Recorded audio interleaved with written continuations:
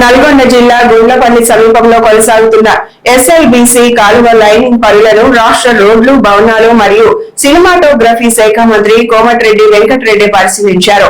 ఈ సందర్భంగా కాలువ లైనింగ్ పనుల పురోగతిని అధికారులను అడిగి తెలుసుకున్న మంత్రి నిర్మాణ పనులు నాణ్యత ప్రమాణాలకు అనుగుణంగా వేగవంతంగా పూర్తి చేయాలని సూచించారు.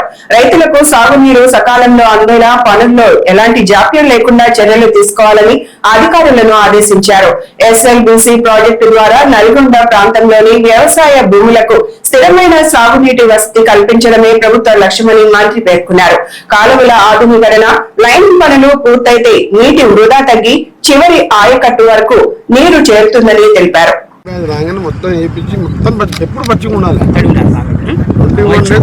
మినిమం 21 days ఉండాలి. ఇంకా 2 రోజులు ఎక్కువ చేసినా యూరింగ్ తోనే